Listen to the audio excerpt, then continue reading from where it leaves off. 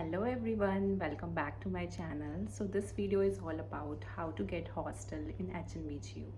So सबसे पहले जो हॉस्टल है वो दो पार्ट्स में डिवाइडेड है, बिरला कैंपस और चौरास कैंपस, और उसमें भी दो डिविजन्स है, girls hostel and boys hostel. तो बेसिकली जो चौरास में हॉस्टल्स हैं वो 6 हैं लड़कियों के लिए, और इसलिए वहाँ पे जो है थोड़ा ज़्यादा है strength as compare to Birla. Unfortunately Birla में बस एक ही हॉस्टल है अलकनंदा, जो कि ओल्ड और न्यू में डिवाइडेड है। तो सीट्स अराउंड 160-165 रहती हैं, वो भी जो कुछ फील्ड हैं, इस वजह से बहुत ही कम सीट्स हैं। ये हॉस्टल कैसे लेना है, तो जैसा कि मैंने अपनी बिरला कैंपस वाली वीडियो में दिखाया था, TSW बिल्डिंग ये जस्ट हमारे सामने ही है। सो दिस बिल्डिंग, यहाँ पे आपको जाना है और ऑफलाइन एक फॉर्म होगा ग्रीन कलर का 50 रुपीज़ का, वो फॉर्म आपको लेना होता है एंड यू हैव टू पे लाइक कैश। और ऑनलाइन ऐसा कोई प्रोसीजर नहीं है हॉस्टल का अभी तक जितना मुझे पता है। So you have to come here, जब आप एडमिशन के लिए आएंगे अब तुरंत DSW बिल्डिंग जाएँ बिरला कैंपस में और वहाँ पे हॉस्टल का फॉर्म फिल। उसके बाद बेसिकली डॉक्यूमेंट की बात करें तो जो UG में एडमिशन होगा हॉस्टल में वो 12th के मार्क्स के बेसिस पे होगा, मास्टर्स में UG के मार्क्स के बेसिस में होगा, और BEd में ये जो है वो आपका UG या आपने मास्टर्स किया है तो उस बेसिस पे। सो इस तरीके से आपको हॉस्टल मिलता है। अलग अलग कोर्सेज़ के अलग अलग हॉस्टल है, वो डिपेंड करता है कि आपका जो मतलब डिपार्टमेंट है वो कौन से कैंपस में। 50% पे आपको हॉस्टल मिलेगा, तो ये हम कुछ फिक्स नहीं कह सकते हैं। ये डिपेंड करता है कि आपकी क्लास में जिन बच्चों ने एडमिशन लिया है और जिन्होंने हॉस्टल के लिए अप्लाई किया है तो उनकी परसेंटेज कितनी है। जिसकी भी हाईएस्ट परसेंटेज है उसको हॉस्टल मिलेगा, तो वो 80 हो चाहे 60 हो, उस क्लास में जो भी हाईएस्ट है। लेकिन कई बार ऐसा होता है कि बच्चे जो है उनको पता नहीं होता है और वो एडमिशन के टाइम फॉर्म नहीं फिल करते हैं, तो ये गलती नहीं करनी है, फॉर्म तुरंत ही फिल करना है। हो सकता है कि किसी की परसेंटेज ज़्यादा हो बट वो स्टार्टिंग में उसने हॉस्टल के लिए अप्लाई नहीं किया, वो उस टाइम जितने लोगों ने अप्लाई किया है उनकी में से जिसकी ज़्यादा परसेंटेज है उस पर आएगी, तो आपको तुरंत ही ये फॉर्म फिल करना है।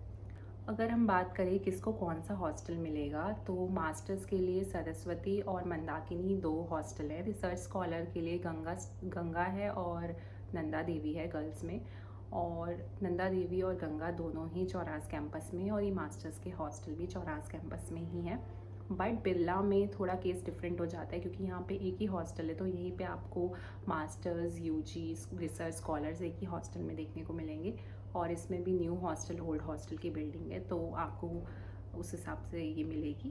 अगर बॉयज़ हॉस्टल की बात करें तो यहाँ पे चौखंबा, त्रिशूल ऐसे बहुत है, मतलब बॉयज़ हॉस्टल का तो मुझे थोड़ा कम आइडिया है, लेकिन आई थिंक बिरला कैंपस में ही 3 हैं और चौरास में भी हैं।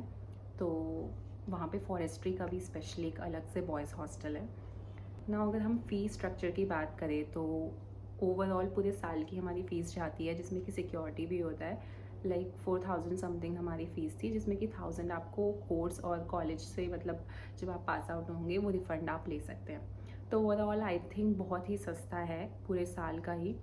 और बस हमारी जो मंथली फ़ीस होती है वो खाने की जाती है 2500 for girls, and I think boys के केस में ये ज़्यादा होता है, आई थिंक 3500 या समथिंग। तो ये है खाने का जो हम फूड फैसिलिटी अफोर्ड करते हैं। हॉस्टल में फैसिलिटीज़ की बात करें तो यहाँ पर आपको वही पब्लिक वॉशरूम्स हैं जो कि मतलब कॉमन यूज़ में सबके, वाटर कूलर्स हैं वो लगे हुए हैं, एंड फूड आपको मिल रहा है, 3 टाइम मील है आपकी यहाँ पे। कोई भी लॉन्ड्री सर्विस यहाँ पे नहीं मिलती है क्योंकि यहाँ पे इतने कम प्राइसेस पे कोई भी ऐसा कुछ भी नहीं है जैसा कि बाकी हॉस्टल्स में होता है, तो आपको अपने कपड़े वगैरह सब कुछ खुद धुलना है, हाथ से ही धुलना है ऑब्वियसली। सो ये है, और वाईफाई की फैसिलिटी है बट वाईफाई भी लाइक ठीक ठाक है, कभी चलता है कभी नहीं चलता है। So this is the thing about that. Regular attendance होती है यहाँ पे, आपका एक फ़िक्स टाइम होता है आउटिंग का, जैसे अभी 9 बजे तक अलाउड है बाहर रहने के लिए। तो ये हॉस्टल के रूल्स एंड रेगुलेशंस हैं और ये फैसिलिटीज़। उसके बाद अगर आपको कितना वेट करना पड़ेगा, तो ऐसा नहीं है कि जिन भी लोगों ने हॉस्टल के लिए अप्लाई किया तो पहले मेरिट में ही सबके नाम आ जाएंगे कि इनको हॉस्टल मिलेगा, ऐसा नहीं होता है। पहली मेरिट लिस्ट जो आएगी उस मेरिट लिस्ट में जिनका भी नाम आएगा वो अपना हॉस्टल जो है उस एक टाइम पीरियड में जाके अलॉट उनको होगा और वो ले लेंगे अपना हॉस्टल। देन फिर कुछ 1 महीने के गैप में I think second merit list आती है, तो आई थिंक कई बार 2-3 महीने भी लग जाते हैं। तो आपको उस टाइम पीरियड तक या तो आप अपने घर रह सकते हैं, या फिर अगर आपकी क्लासेस रेगुलर स्टार्ट हो गई हैं तो आपको 2-3 महीने के लिए तो रूम देख के रहना ही पड़ेगा। तो ये सिचुएशन आ सकती है। ऐसा नहीं होगा कि तुरंत आपको हॉस्टल मिल जाए, तो वो चीज़ आपको मैनेज करनी पड़ेगी। अगर हम रूम्स एंड पीजी की बात करें तो रूम्स यहाँ 3000 से 6000 तक मिल जाते हैं। चौरास में थोड़ा आई थिंक मुश्किल होता है रूम्स ढूंढना, क्योंकि वो थोड़ा गांव है, मतलब बेसिकली वो एक विलेज ही है। बट टाइम के साथ काफ़ी डेवलपमेंट यहाँ पे हुई है। श्रीनगर में भी आपको मिल जाएगा, पीजी भी यहाँ पे हैं जिसमें कि सारी फैसिलिटीज़ भी होती हैं फूड वाली। ऐसे भी पीजीज़ यहाँ पे हैं कमलेश्वर में, डांग में और मार्केट एरिया में। आप जो है अच्छे से एक्सप्लोर कर सकते हैं, जिस हिसाब से आपको चाहिए, मार्केट एरिया में चाहिए तो उस तरीके से आपको यहाँ पे मिल जाएगा। तो आई थिंक दोनों केसेस में बजट फ्रेंडली ही है, बट हॉस्टल में मुझे लगता है पर्सनली कि हॉस्टल ज़्यादा बेटर है। Just take hostel and like it will be good if you get hostel. So that's it for today.